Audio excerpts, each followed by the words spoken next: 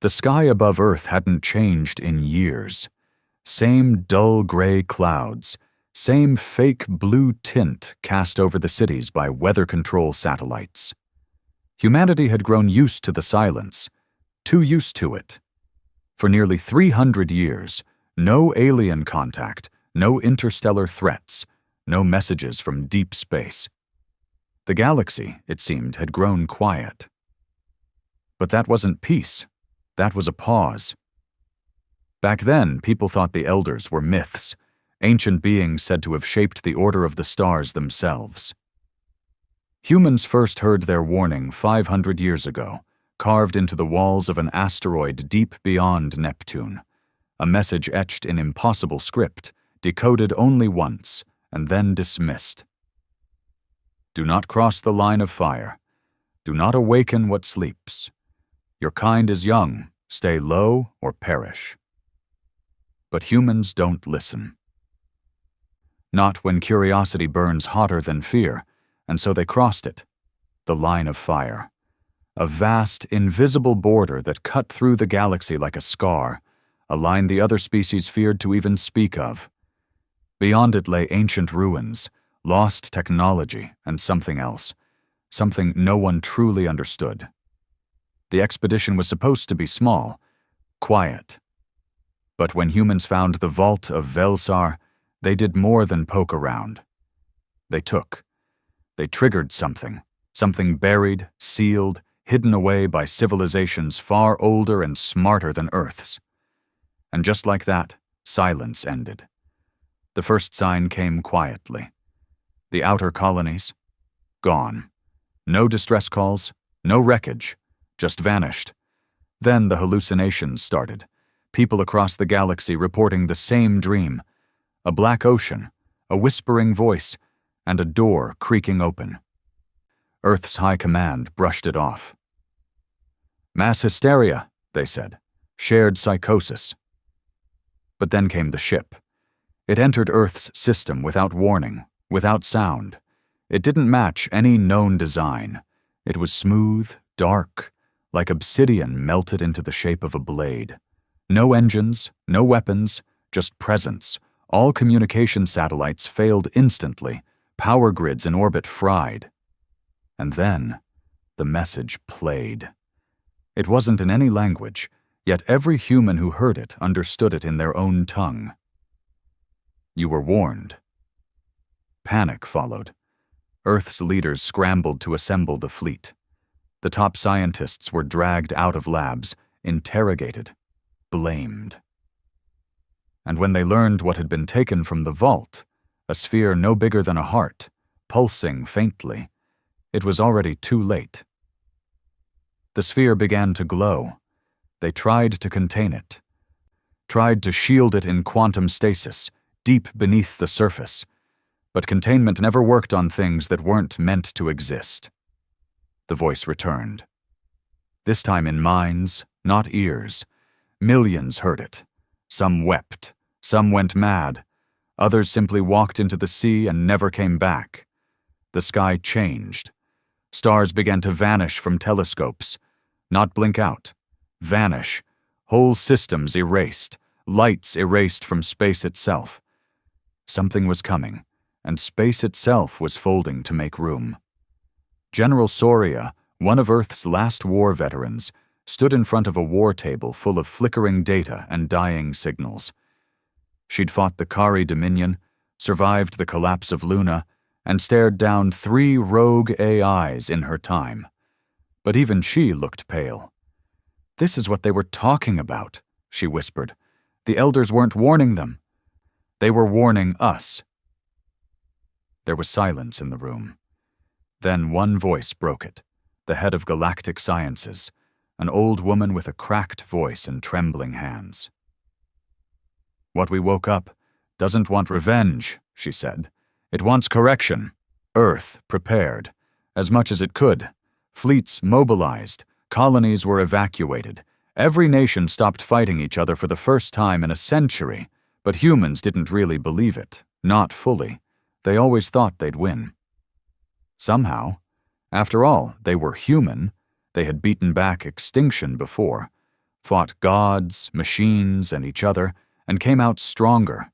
That was the spirit that led them past the stars. But this time, they weren't facing something that wanted to win. They were facing something that wanted them undone. The world didn't fall apart in a single day.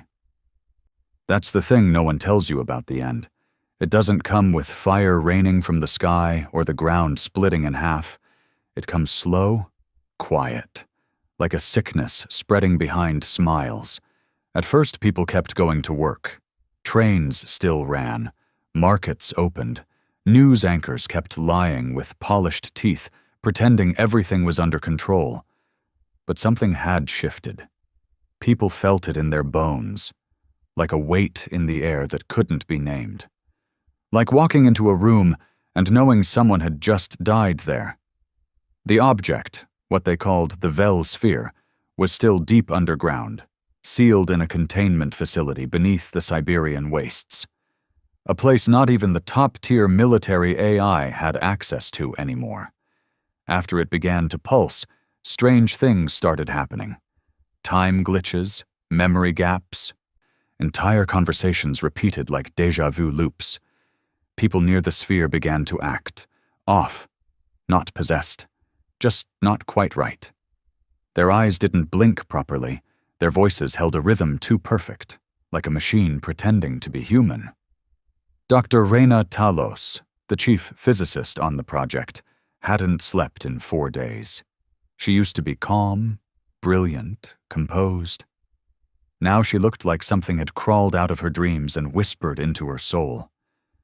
She kept writing equations no one understood, not even the supercomputers. "It's rewriting our reality," she muttered to herself, as she stared at a chalkboard full of symbols no human language had ever known. Not invading, not destroying, rewriting. When they brought her in to brief the high command, she didn't sugarcoat it. Her voice cracked as she spoke. "It's not a weapon. It's a correction tool, a failsafe. We triggered an automatic cleanup protocol from before time as we understand it. This isn't war. This is something older than conflict." Someone in the room laughed, a forced chuckle. "So what, like a galactic antivirus?" She turned to him with hollow eyes. "More like a reboot." The room went quiet after that. Meanwhile, in orbit, Earth's defense fleet had tripled.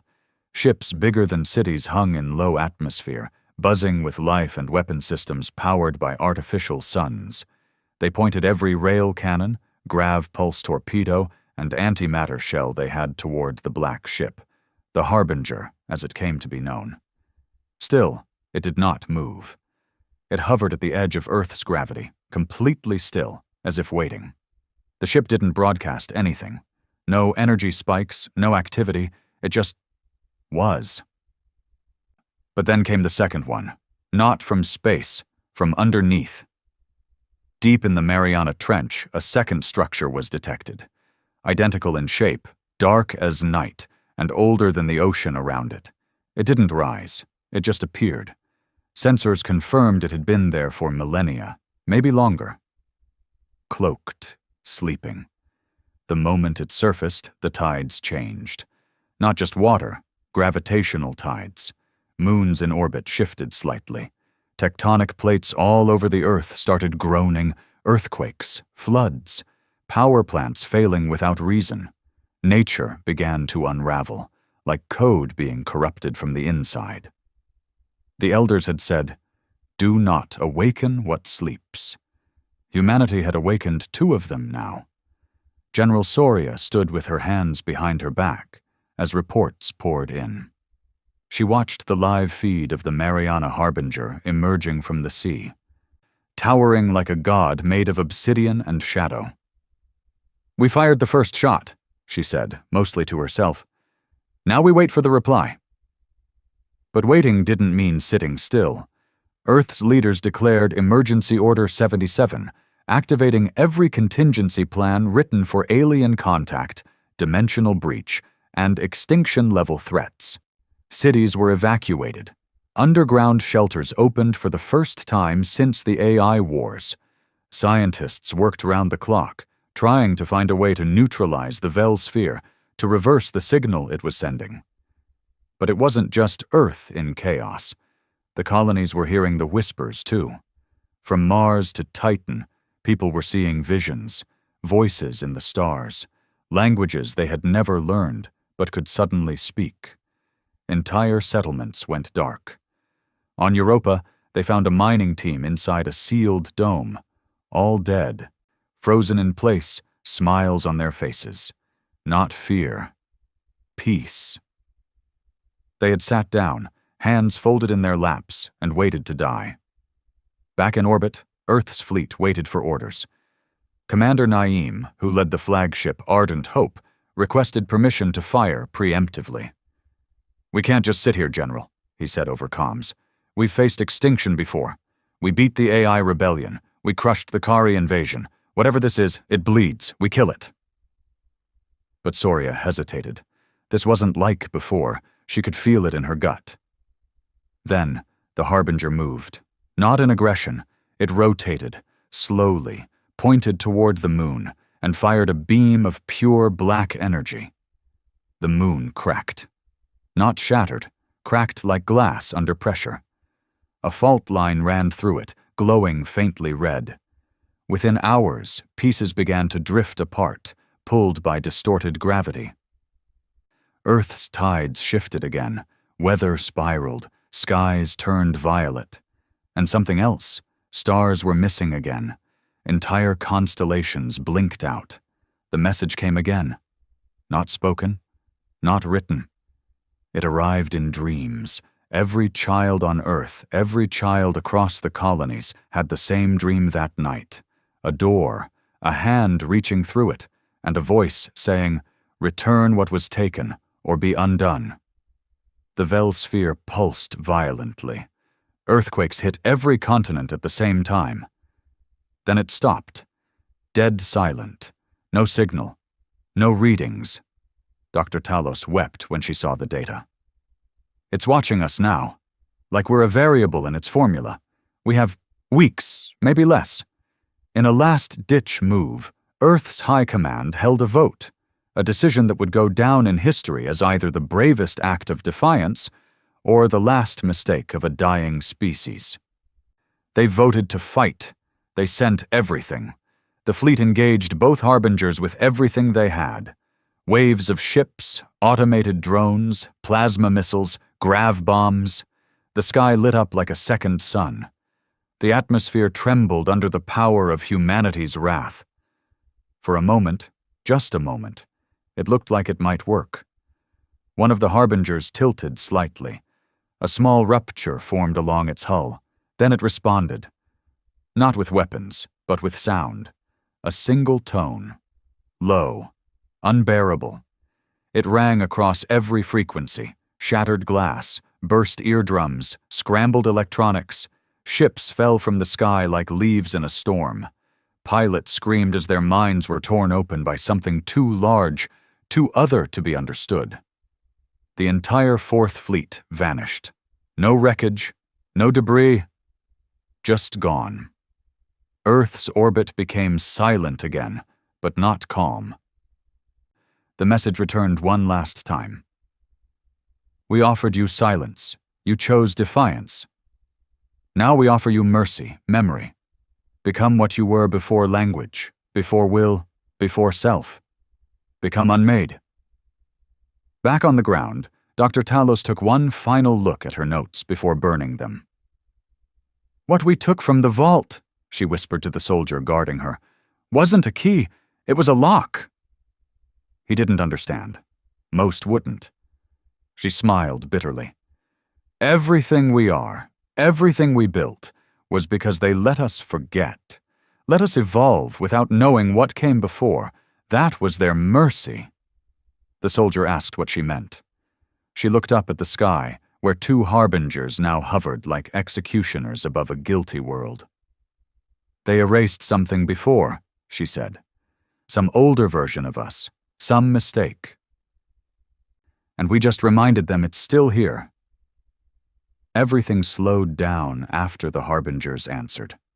The global internet collapsed within hours of the attack on the moon, not from damage, but from fear. Too many people uploading the same dream. Too many trying to find answers, flooding every channel, drowning every feed. Entire databases shut down under the weight of human panic. Every voice wanted to be heard, but none of them knew what to say. For the first time in centuries, Earth was quiet. Cities still buzzed, lights still flickered, but people stopped speaking unless they had to. Stores were abandoned, schools closed. Even the most hardened skeptics were silent now. They'd seen the moon break. They'd watched the Fourth Fleet vanish like dust. Everyone knew in their own way that this wasn't a war anyone was going to win. They just hadn't realized yet. It wasn't a war at all. General Soria sat in the command chamber of the Vigilant, Earth's last remaining command ship in orbit. Her skin looked pale under the glow of failing consoles. The ship's systems were glitching. Time loops, flickers in space-time readings, false alarms that turned out to be real alarms a few minutes later. Reality itself felt unstable. She stood alone now. The rest of High Command had either retreated underground or disappeared entirely. She played the Harbinger's last message again. Not through speakers, those were fried. It had to be played in her mind, through a direct neural relay. Risky, but there was no other way. We offered you silence. You chose defiance.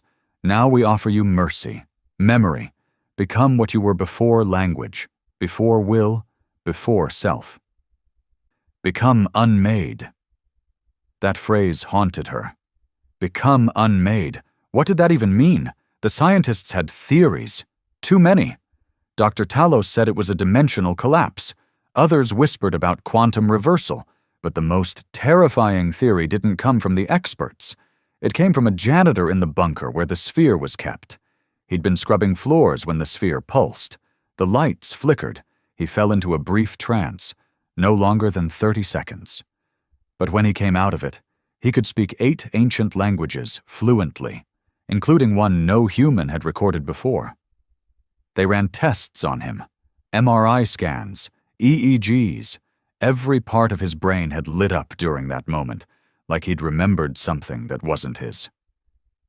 When they asked what he saw, he simply said, "I remembered being erased once. I remember screaming as I disappeared."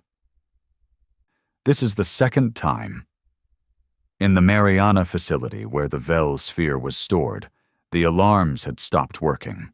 The scientists were still there. But none of them had spoken in 3 days, not because they couldn't, but because they didn't seem to want to. They just stared, scribbled notes in impossible symbols, smiled at nothing. And when one of the guards finally broke protocol and stepped inside to pull them out, he didn't come back out. Cameras showed him standing perfectly still in front of the sphere, then kneeling, then bowing, and then glitch, feed cut. They sent in drones after that. The feed returned. The room was empty, no bodies, no heat signatures, just the sphere. Now floating 3 inches above the floor, spinning silently. They debated nuking the site, but even the AI models warned against it. Every scenario ended the same way: escalation. Meanwhile, across the colonies, humanity's footprint was being peeled away like old paint. On Mars, the atmosphere domes collapsed one by one, but no explosions followed. Just a soft, bright white mist that rolled in and made everything quiet. The terraform reactors powered down not because of damage, but because the fusion cores simply stopped existing. Satellites orbiting Jupiter captured something even worse. Entire mining rigs on Ganymede had vanished overnight. And in their place? A perfect geometric spiral carved into the ice, glowing with the same dull hue as the Vel sphere. That was when the message changed. It wasn't in dreams anymore. It was in memories. People began remembering things that didn't happen. Cities they'd never lived in. Skies they'd never seen. Oceans that shimmered with colors no human eye could process. Families that weren't theirs. Wars that weren't written in any history book. Reina Talos was the first to realize what was going on. "The harbingers aren't attacking us," she whispered in a cracked voice. "They're overlaying us." She drew it out on a piece of paper. 2 circles, one representing reality, the other something ancient and overlapping. "They're replacing what we are with what we were before, the erased version." "What does that mean?" someone asked her. She stared down at her trembling hand. "It means they're not killing us. They're restoring a backup." Down in one of the few underground sanctuaries still running, a boy named Kyo sat beside his mother as she cried. Not because of grief, but because she didn't recognize him anymore. She kept calling him Arvin. She swore he'd died in a flood years ago. But Kyo had never drowned. He'd never even seen an ocean. He remembered who he was, what his real name was, but deep down, he could feel it slipping, like water through fingers. Memories that weren't his kept pressing in, heavier every hour. He remembered walking through burning metal forests, riding creatures with no legs but infinite speed, fighting battles on top of stars. He was 11 years old. He should have been scared. But part of him liked it. Part of him missed it. The final global broadcast was transmitted 3 days later. A joint message from what remained of Earth's leadership and the Unified Colony Council. It was short. No false hope. No grand calls to arms. Just acceptance. A warning to any distant outpost still in the dark.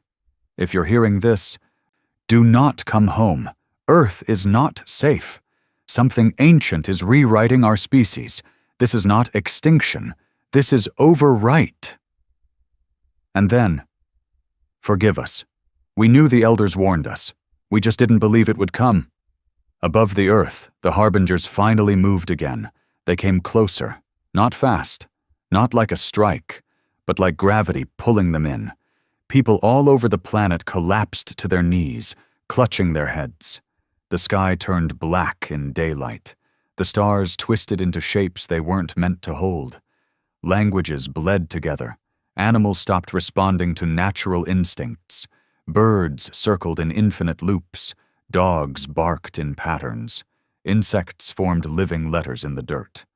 The planet itself was starting to rewrite. And still, the sphere pulsed, now glowing bright enough to blind anyone who looked directly at it.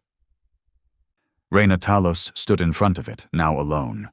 No guards, no technicians, just her and the sound of her own breath and the hum of something older than human time.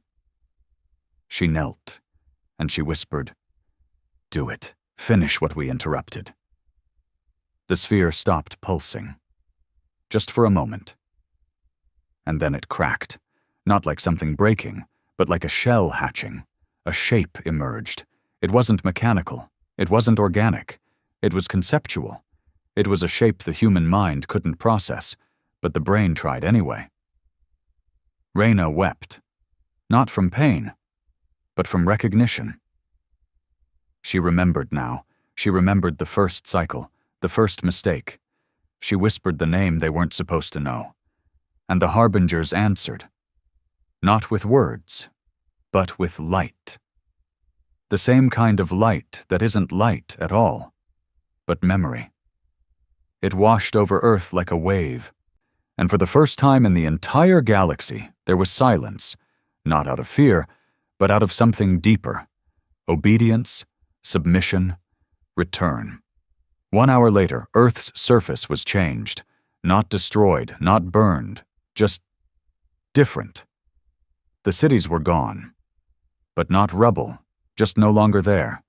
Forests grew in their place, structures of a design long lost to the stars. People who survived looked the same, but weren't. They spoke new tongues. They moved in sync. They remembered 2 lifetimes and chose the older one.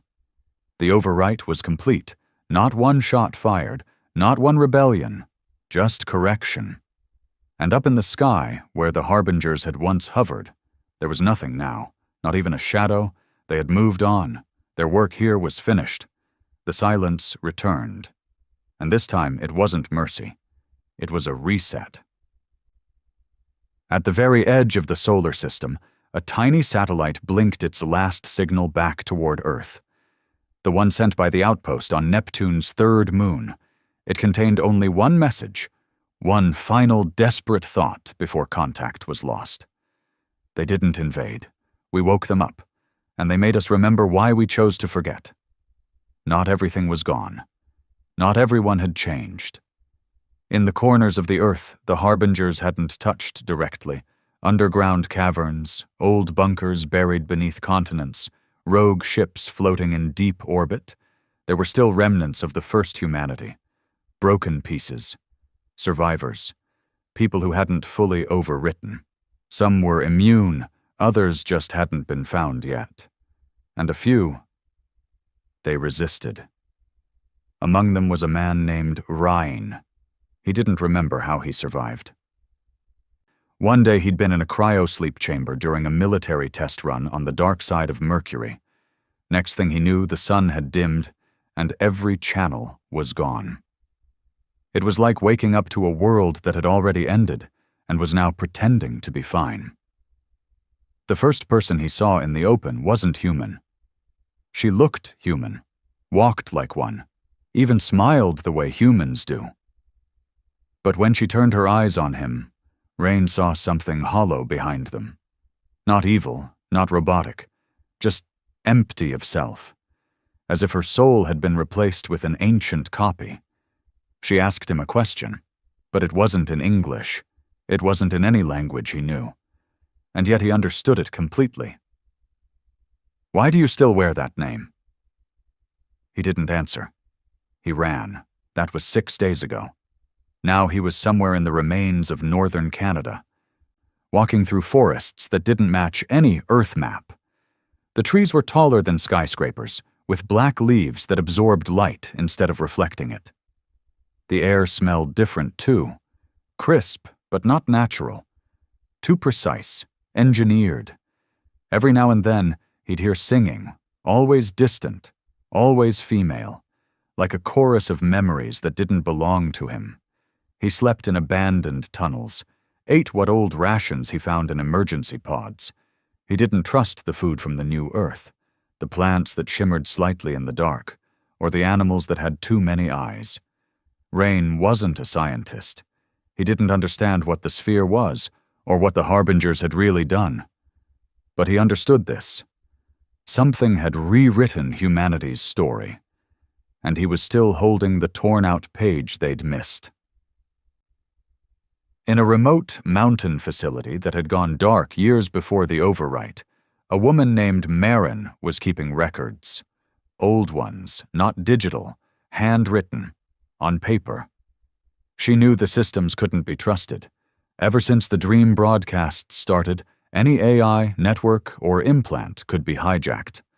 She'd seen her own assistant strangle himself with a neural cord after a memory that wasn't his tried to rewrite his name. So she used ink. Her hands shook as she wrote. But she kept going. She wasn't a scientist either, not anymore. Just a survivor with a broken mind and a pile of notebooks filled with the truth. She called it the Echo Protocol, a collection of stories from those who still remembered the world before the rewrite. Their names, their families, their losses. All scribbled in crumbling notebooks, buried under concrete slabs, hidden in oxygen tanks and under floorboards. She didn't think it would change anything, but she wrote anyway. "If we forget who we were," she whispered one night, "then whatever we are now has already won." Meanwhile, far above Earth, in a drifting, powerless station orbiting Saturn's outer ring, a child was born. A real child. Human. Not overwritten, not touched. Her parents had fled the rewrite just in time, escaped through a quantum drive that sent them barely far enough to avoid the signal. They hadn't known she was pregnant. The trauma of the escape delayed everything. But when she was born, they knew. The baby didn't speak, didn't cry. She sang, not in notes, but in vibrations that made the air around her shimmer, like memory and sound. It wasn't human, but it wasn't elder either. It was new. The first new thing in a galaxy full of old copies. Her father named her Ellen. Her mother wept. Ellen never learned Earth's languages. She didn't need to. She spoke something else, a mix of dreams and symbols, emotions and pure thought. And she remembered too, but not like the others. She remembered both versions of humanity, the one before and the one that existed now. And she chose neither. Back on Earth, the world looked calm. No more panic, no more chaos. The rewritten moved through cities of glowing stone and silver-blue trees, tending to technologies that hummed with quiet wisdom. They didn't speak unless necessary. They didn't fight. There was no war, no politics, no hunger. To some, it looked like paradise. But it wasn't peace, it was stillness. A stillness that didn't come from resolution, but from surrender. The harbingers had left. The Velsphere had vanished, along with Dr. Talos and the entire Mariana complex. No explosion, no collapse, just missing. And the rewritten didn't ask questions, because they were complete now. They didn't need answers. But something was changing again. Subtly. People began seeing things, reflections that didn't match their movements, shadows that lingered too long, faces in the water that weren't theirs. The overwrite was cracking, not breaking, but flickering. Just enough for the questions to return. And with questions came names. Not the old names, not the overwritten ones either. New names, the kind born from resistance, from memory fighting back. Rain eventually made his way to what used to be Alaska, now a glowing tundra, humming with unnatural winds. There, he found something no one expected to still exist. A beacon. Old, rusted, but working. Its signal was analog, beyond the harbinger's reach. He turned it on. It sent out a message in Morse code, repeating every 30 minutes. A message that said only one word. Awake. Marin picked it up in her notebook bunker. So did Ellen's parents on their drifting station, and others. Scattered across the solar system, the unwritten began to respond. Some were children, others were soldiers. A few were AI constructs that had been disconnected before the broadcast began. All of them had something in common. They were out of sync with the rewrite. Not immune, not special, just offbeat. And in that offbeat, something new was blooming. Not rebellion, but remembrance. Ellen began drawing symbols on the glass of the ship. Symbols that none of the AI systems could read, but that matched carvings found in the ruins of the vault of Velsar, the same vault where humanity had first triggered the chain of events leading to their rewrite. The vault wasn't just a warning. It was a door. And Ellen held the key. She began to speak of another place. Not the rewritten Earth, not the old one, but a third version. A place between memory and dream, where choice still mattered, where stories still changed. She called it the Hollow, and every time she said it, reality around her bent slightly, not violently, just enough to remind her parents that the rules weren't fully settled anymore. The overwrite wasn't as perfect as the harbingers had believed. They had erased humanity's past, but they hadn't locked its future. On Earth, small cracks were spreading. In the overwritten cities, statues of the harbingers began to crumble. Plants grew wrong. People looked in mirrors and saw faces they didn't recognize, not frightening ones, just familiar in a way they couldn't explain. The overwritten began dreaming again. And this time, the dreams weren't from the elders. They were from themselves. Rhine's message continued to broadcast, and now more voices joined it, not in Morse, in whispers, in stories, in names. The rewrite was faltering. Not fast, but enough. Enough for hope to slip through, enough for something unwritten to begin. The cold didn't bite like it used to. Rain noticed that first. The air in the tundra was sharp and dry, but it didn't sting his skin or make his breath fog. It just existed, like everything else now. Too quiet, too balanced. Like the world had been given rules it wasn't allowed to break anymore. He crouched beside the beacon again, checking the signal manually. No power failures, no interruptions. It pulsed steadily. Awake. Every 30 minutes. He didn't expect a response, not directly, but something was happening. Every time it transmitted, the snow around the tower melted just a little wider. The trees nearby leaned closer, like they were listening. He wasn't alone anymore. 2 days ago, a woman had found him.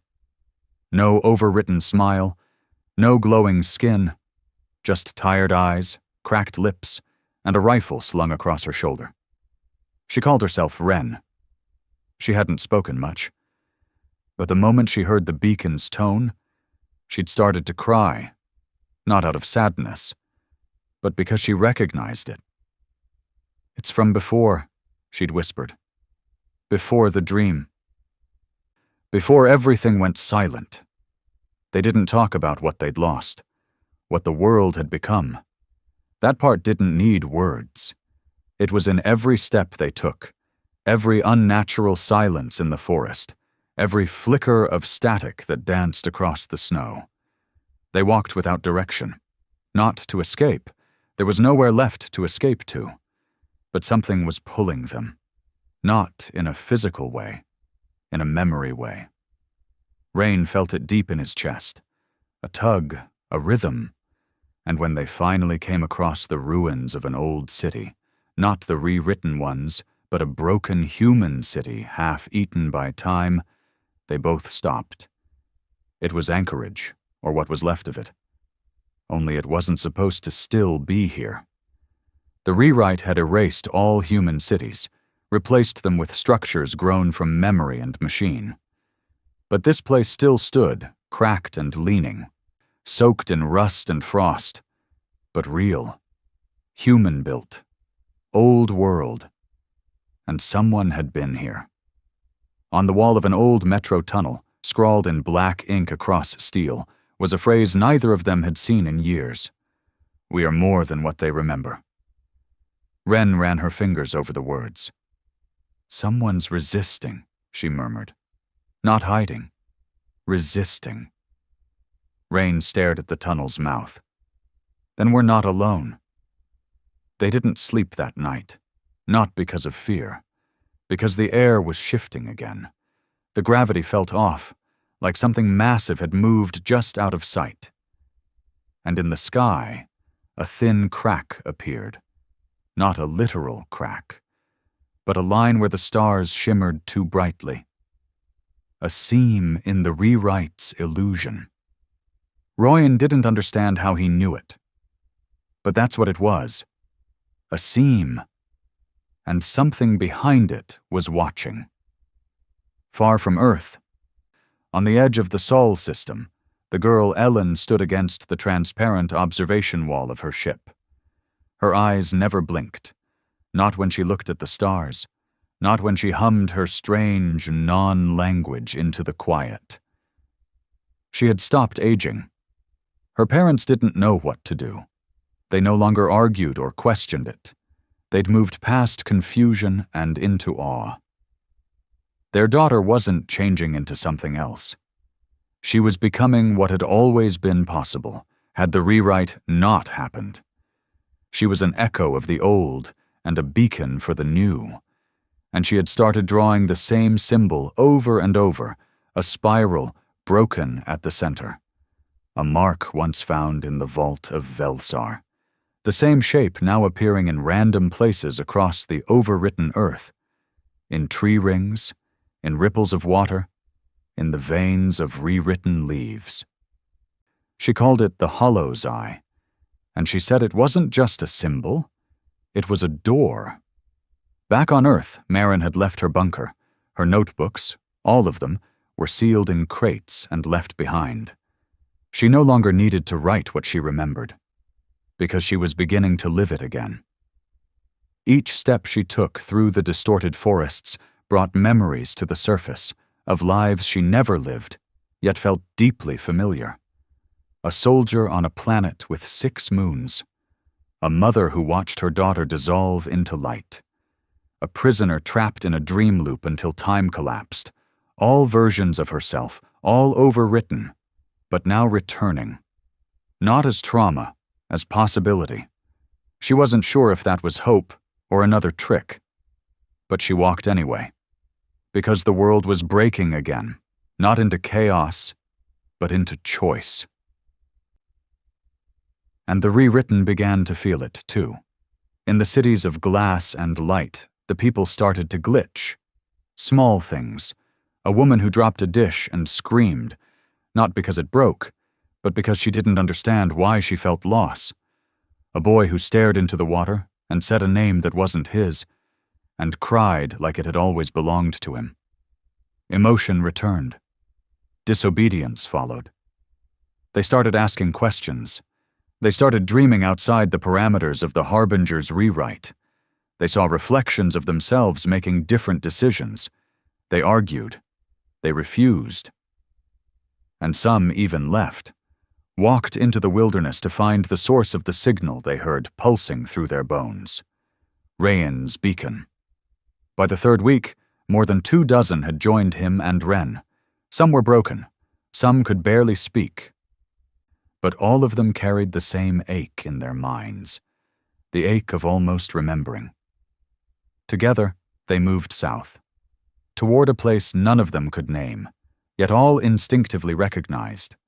They were converging, drawn by something older than the elders, older than the rewrite, older than the vaults that sealed their past away. It wasn't rebellion. It was realignment, a course correction inside the correction. And they weren't the only ones moving. In the rewritten city once known as Santiago, a woman named Lyra stood before a gathering of hundreds. Her body shimmered with the same post-rewrite glow as the others. But her mind burned with clarity. She was a sleeper, one who had passed through the rewrite but somehow kept her memories buried inside. And now they were returning. She spoke not with fury, but with sorrow.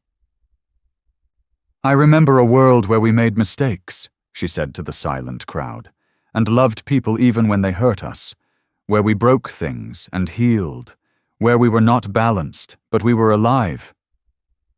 Her voice cracked, and I would trade this perfect quiet for a single day of that chaos again. The crowd didn't cheer, but one by one, they stood. Not as a mob, as mourners, and something shifted in the architecture around them. A pulse, like the city had felt their grief and remembered it used to be broken too. Cracks formed in the towers, not collapse, release. The harbingers had not returned, but their silence no longer meant control. It meant retreat. The overwrite was being challenged, not with weapons, with memory, with choice, with something the elders had not predicted, not fully. Resilience born not from defiance, but from sorrow. Back in orbit, Ellen began her descent. Her parents begged her not to go, but she only smiled. "I'm not going to change the world," she said. "I'm going to meet it halfway." The ship's hull began to glow as she approached the upper layers of the atmosphere. Satellites nearby shut down, sensors failed, but the Earth, the real Earth, welcomed her. Where she landed, the snow melted in spirals. Where she walked, the trees bowed, and those who saw her did not fear. They knelt, not to worship, but in recognition of something new, something between what was and what could be.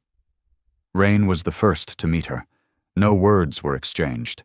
She looked into his eyes, and in that instant he remembered everything: his wife, his daughter, the vault, the warning, the final shot fired into the darkness.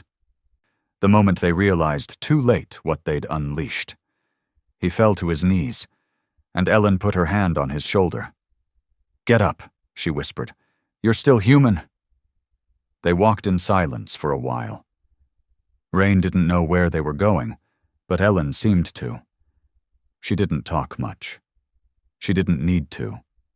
Her presence was its own kind of voice, a soft vibration that ran through the trees, through the ground, even the air. Nature responded to her like she belonged here in a way no one else did. Around them, the world still looked rewritten. The trees were taller than they had ever grown in Earth's old days. The grass shimmered under moonlight, and the sky, once familiar, now shifted colors between violet and dark blue, like the stars had been smeared with ink. The laws of reality here were still different. Still under the influence of the harbingers. But something had changed, and it was spreading. The moment Rain had touched her, it was like a dam in his head had cracked. The memories didn't come back all at once.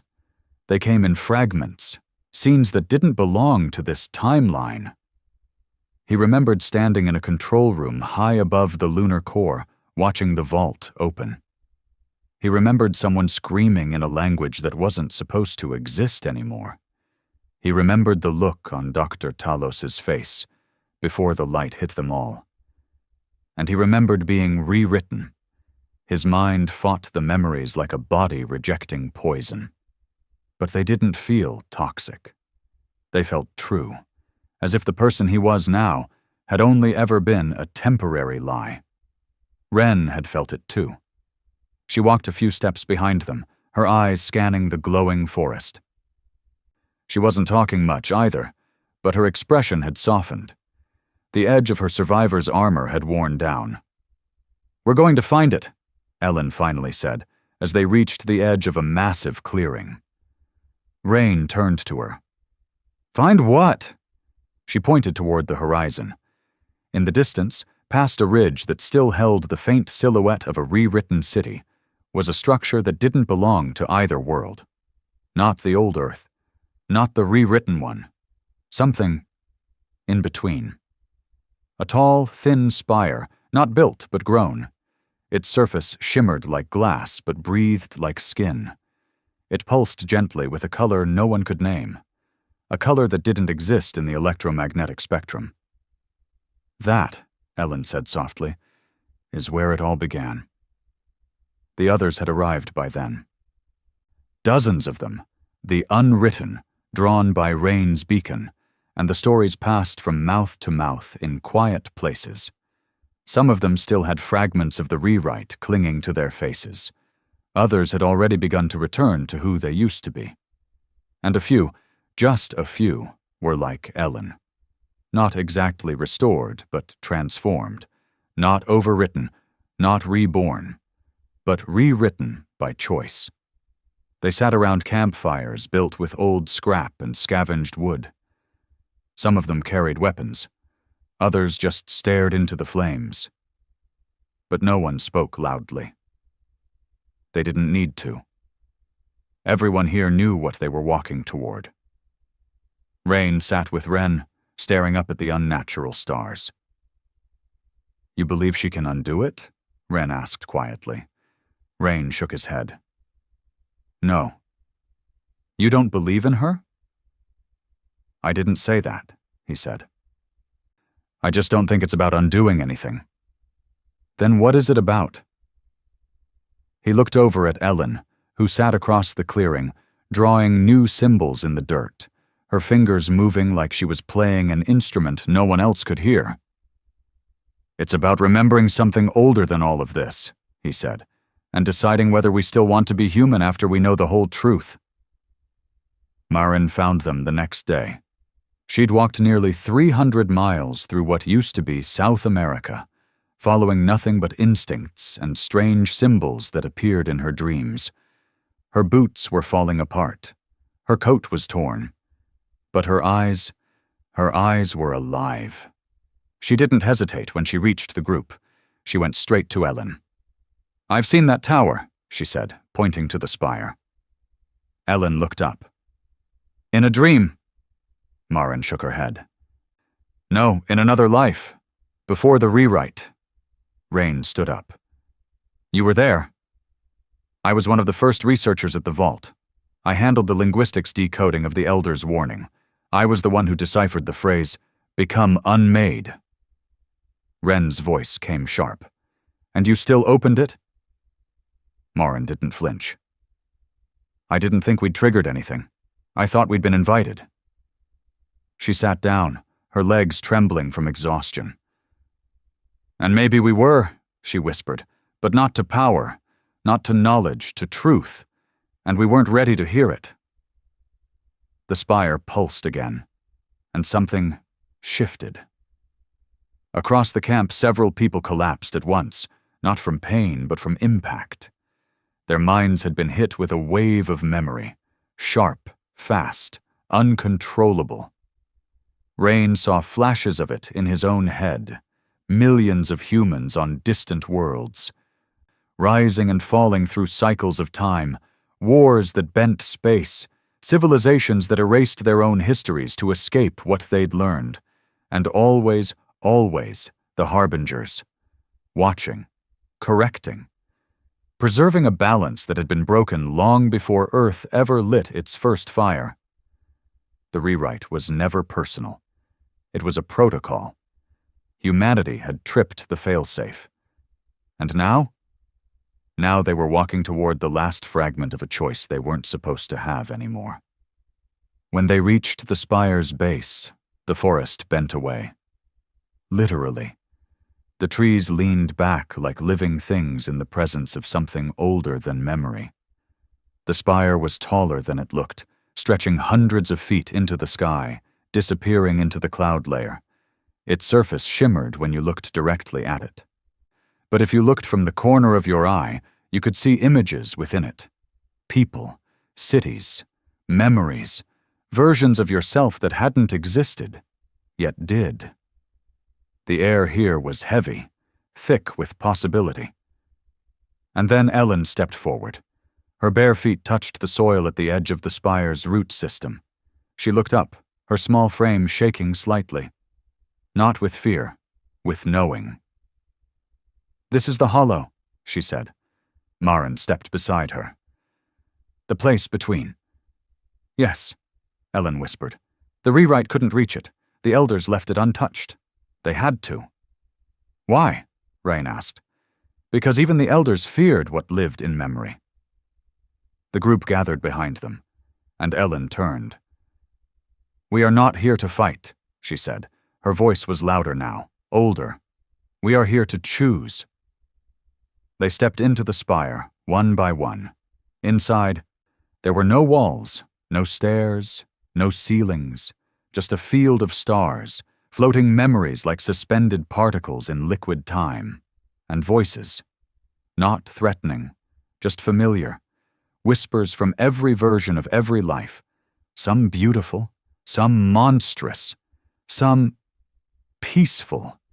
Each person who entered the spire was shown their full self, what they'd been, what they could be, what the rewrite had tried to delete. And then they were given a choice. Forget again, or remember fully. Rain stepped forward first. The memories hit him like lightning. He saw his daughter, not the rewritten version, not the old one, but one who had never existed, and yet had lived in the hollow all along. A child born of his fears and hopes, sacrificed when the sphere was taken. He wept until his knees gave out. And then he stood. "I will remember her," he said. The spire accepted him. One by one they chose. Some broke under the weight, others were changed, but not a single one turned away, because now they knew. The rewrite hadn't removed their humanity. It had paused it, put it on hold until they were ready. The elders had warned them, but they'd also given them a door, a last chance. And it was called the Hollow. Outside, the sky cracked again. This time it didn't shimmer. It opened. The harbingers returned, not with weapons, but with presence. They hovered, still and silent, above the horizon, watching. And Ellen stepped out of the spire. She raised her hand, not in defiance, in acknowledgement. "I remember what you took," she said. "I remember why. And I forgive you." The harbingers pulsed once, and left. Just like that. Gone. No sound, no destruction, just absence, because now humanity had remembered. And there was nothing left for the elders to fix. They woke up differently now. Not from sleep, from layers. That's what Rain had started calling it, peeling back layers of reality that had once buried them. The rewrite hadn't just changed the world. It had stacked it, hidden it under glimmering truths that weren't really lies, just masks. Comforting illusions made by the harbingers to preserve something that had long ago broken. But the people who had entered the Hollow, they weren't the same anymore. Not overwritten, not restored, whole. And they were beginning to see the truth. The rewrite was never meant to destroy them. It was meant to contain them, a way to lock away the parts of the human spirit that scared even the elders, not just ambition, not rage, not innovation, but memory, the unfiltered kind. The kind that builds civilizations but also burns them down, the kind that remembers pain and hope, the kind that rewrites itself without permission. Ellen stood at the top of the spire, her eyes closed, both palms open. She was listening, not to sound, but to threads, echoes stretching across time and space. The Hollow had reconnected her to something ancient, something deep in the core of every human being. Choice.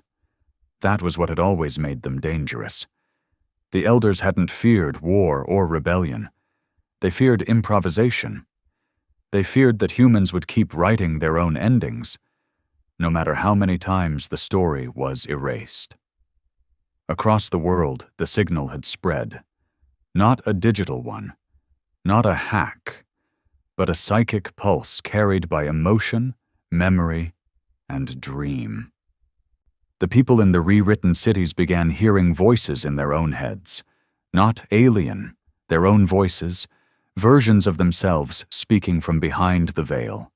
Some resisted, some collapsed, some began to weep uncontrollably as memories poured in, children they never had, battles they never fought, songs they never sang. It wasn't insanity, it was restoration. A few went mad. But most?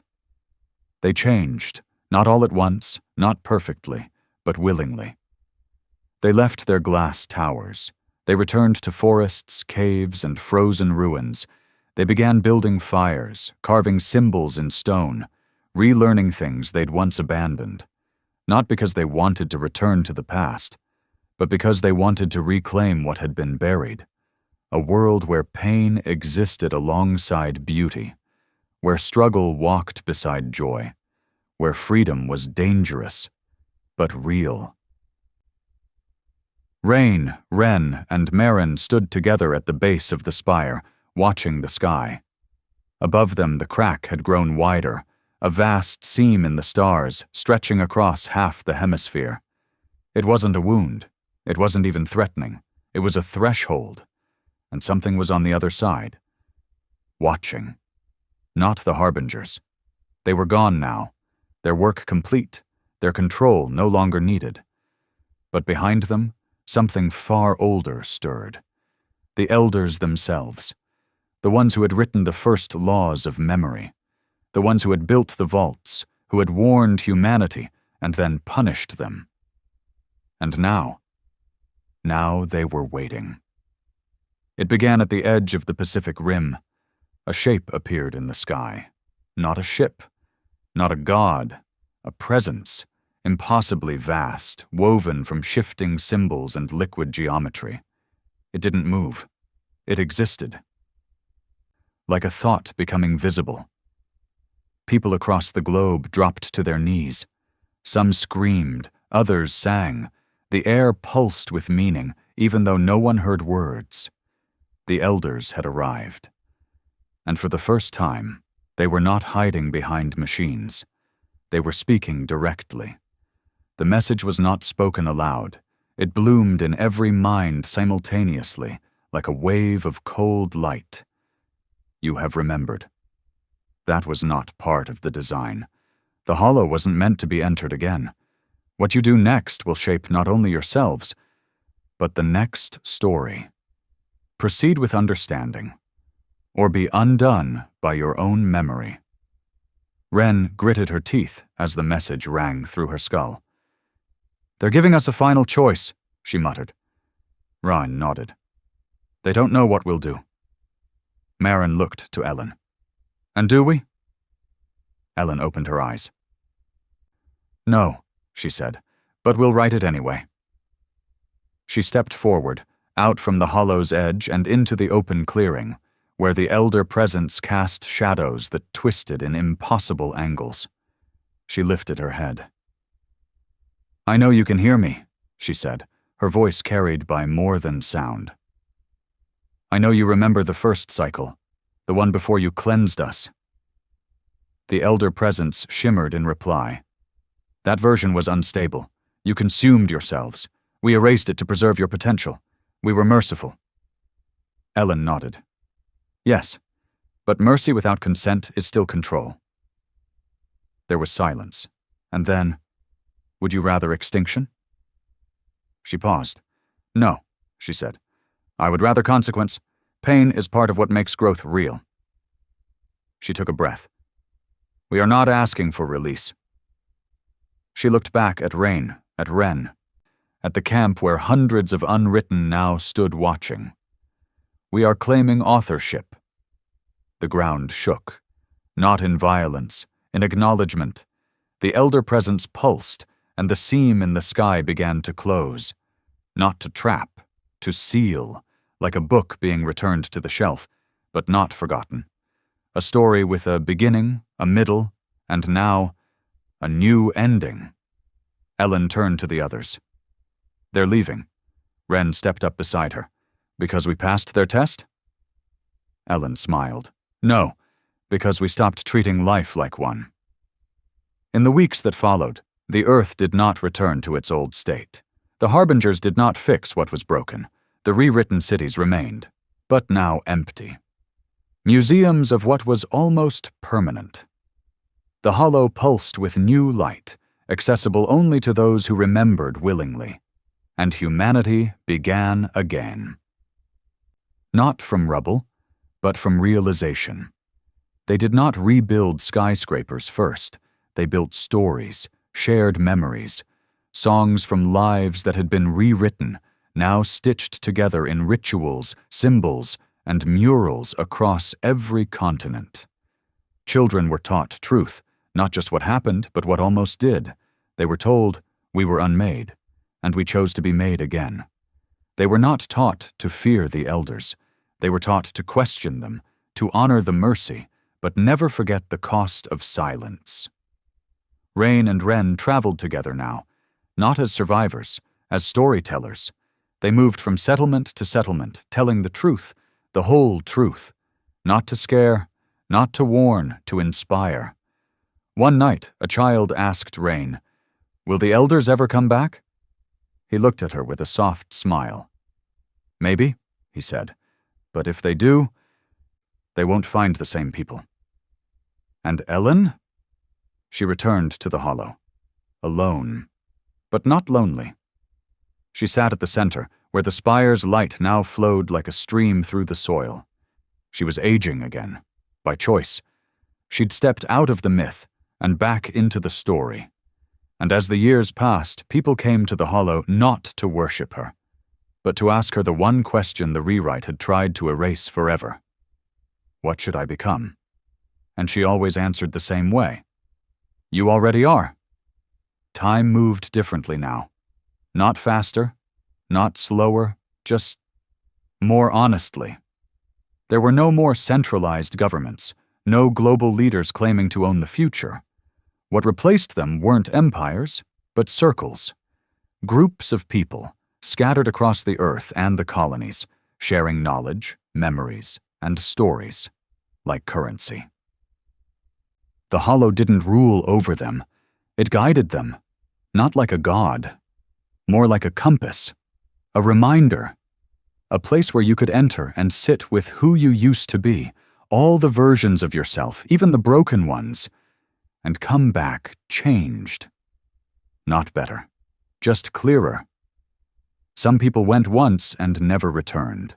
Others visited every season, as if keeping an appointment with the part of themselves that still asked questions.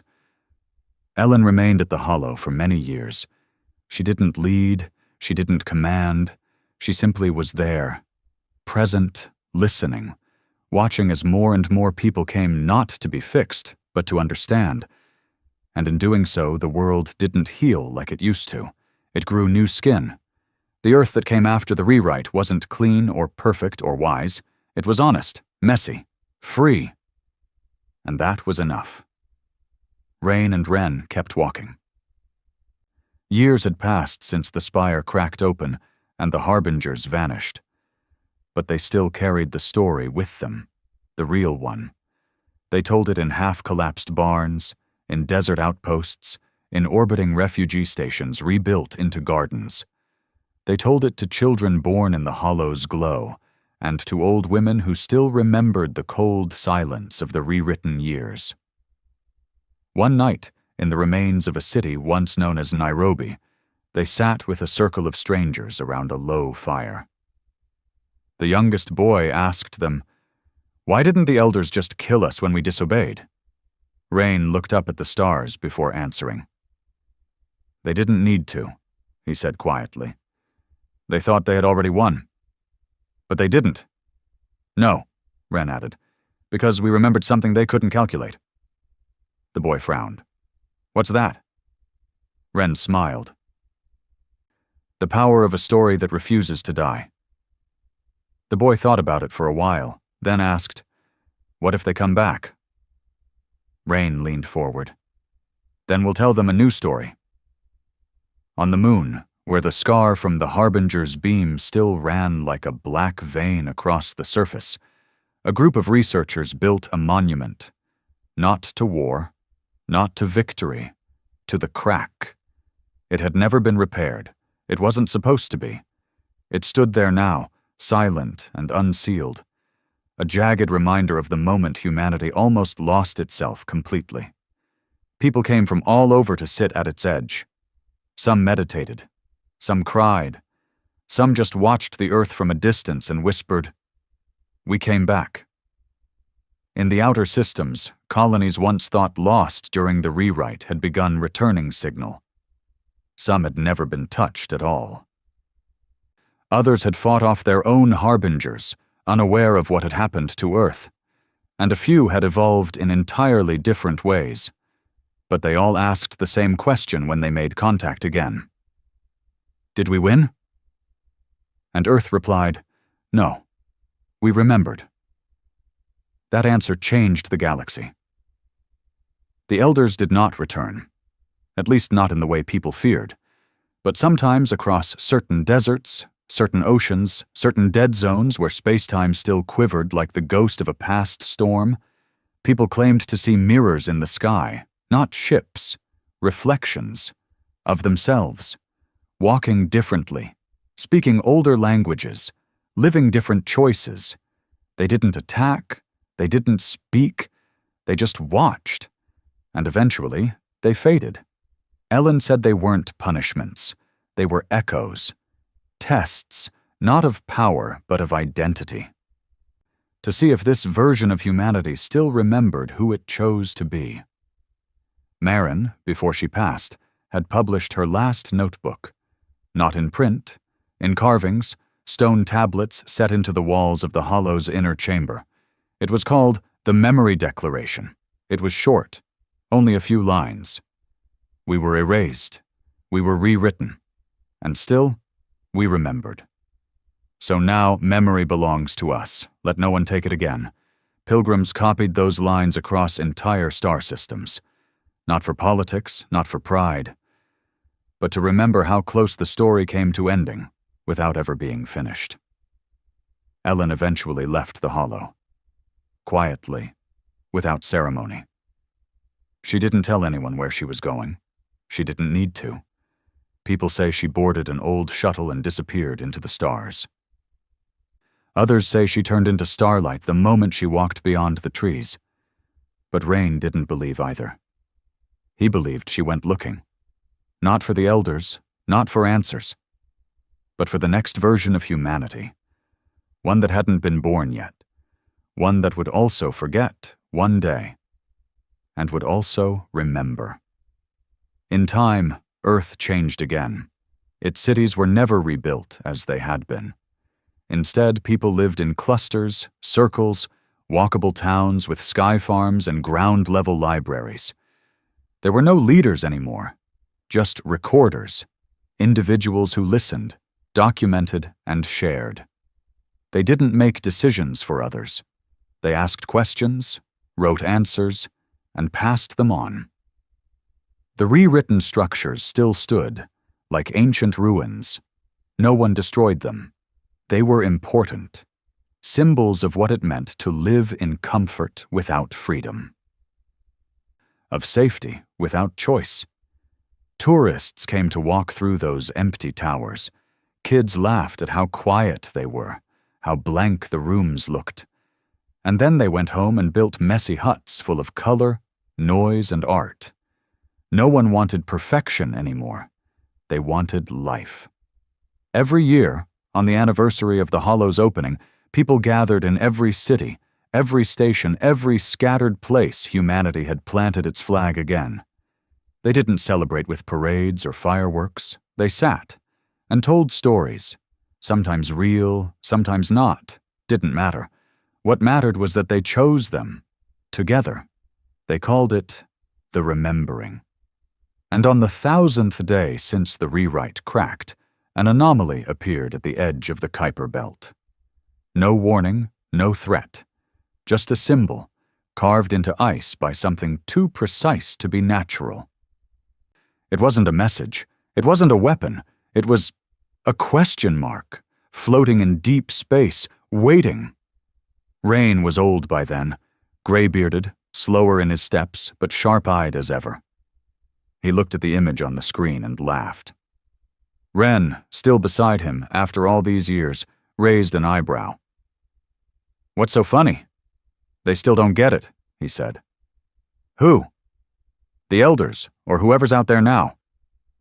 She tilted her head. "What don't they get?" Rain looked out the window of the ship. The stars were endless. He smiled. "That we're not looking for the answer anymore. We're just enjoying the next chapter." The story didn't end. It never really could, because the truth that saved humanity wasn't a weapon or a miracle. It wasn't technology. It wasn't even Ellen. It was the simple, powerful, unstoppable fact that people kept remembering. Even when they were told to forget, even when they were erased, even when the universe itself tried to overwrite them, they remembered. And from that memory, they didn't just survive. They became.